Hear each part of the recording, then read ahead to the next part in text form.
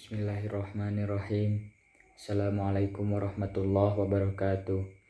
Innal hamdalillah nahmaduhu wa nasta'inuhu wa nastaghfiruh wa na'udzu billahi min syururi anfusina wa min sayyiati a'malina may yahdihillahu fala mudhillalah wa may yudhlil fala hadiyalah.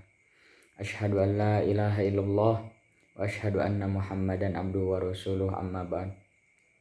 Pertama-tama mari kita panjatkan puji serta syukur kita kehadirat Allah Subhanahu wa taala yang telah memberikan kesehatan, kenyamanan sehingga kita bisa sehat selalu. Shalawat serta salam sehingga Allah tetap mencurah limpahkan kepada Habibana wa Nabiyana Muhammad sallallahu alaihi wasallam. Nama saya Michael Alif Nugraha dengan NIM 2414071. Saya di sini akan menjawab pertanyaan tentang metodologi studi Islam. Yang kesatu adalah metodologi studi Islam adalah cara atau proses yang digunakan untuk memudahkan dalam pengkajian Islam.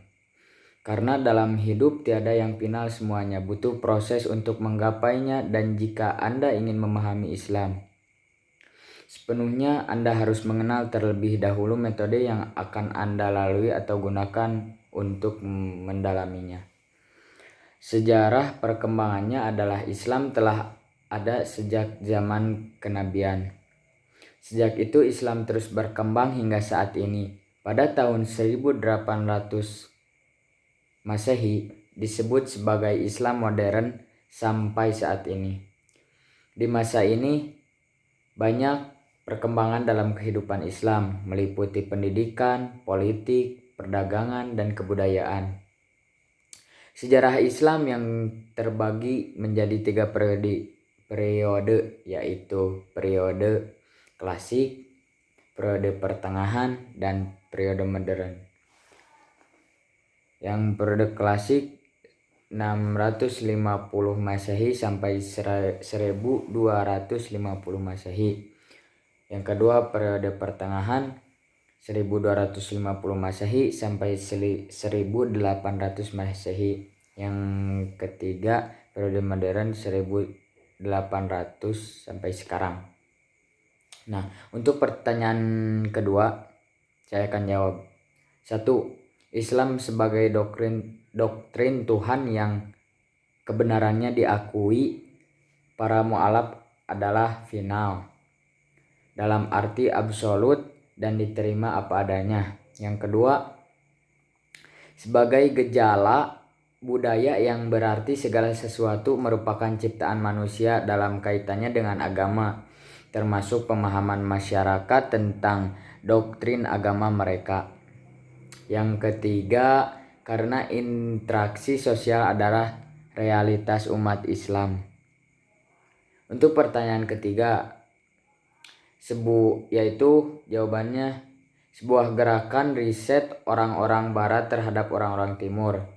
Keilmuan timur dikaji oleh barat dengan sudut pandangnya. Gerakan orang-orang timur yang mengkaji tentang keilmuan barat dengan sudut pandang timur yang sifatnya netral, tidak seperti kaum orientalisme yang memiliki misi untuk merusak kebenaran dan khazanah keislaman. Untuk jawaban yang keempat adalah yang kesatu, tradisional. Artinya seseorang akan beragama berdasarkan suatu tradisi dari nenek moyang ataupun leluhurnya. Yang kedua, formal. Artinya seseorang beragama dengan dasar formalitas yang berlaku dalam lingkungannya. Yang ketiga, rasional. Artinya seseorang akan beragama dengan pada akal dan rasio yang dipunyainya. Maka dari itu mereka akan selalu berusaha untuk menghayati dan memahami ajaran dalam agamanya berdasarkan ilmu pengetahuan dan pengalamannya. Yang terakhir, metode pendahulu. Artinya seseorang akan beragama dengan berdasarkan cara menggunakan akal dan perasaan yang berada di kendalikan wahyu. Untuk jawaban yang kelima adalah pendekatan nakli. Pendekatan nakli memiliki karakteristik lebih mengedepankan teks atau aturan normatif yang termaktum dalam Al-Quran atau Al-Hadis pada akal. Pendekatan akli merupakan akal pikiran manusia yang objektif, tidak dipengaruhi oleh keinginan, ambisi, atau kebencian dari emosi.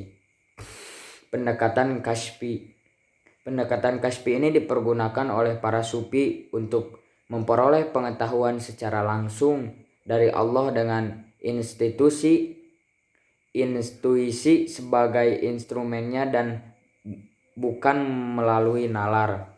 Dalam pengembangan metode pemikiran Islam, pendekatan kasfi juga dikenal dengan pendekatan irfani. Mungkin segitu saja untuk jawaban-jawabannya.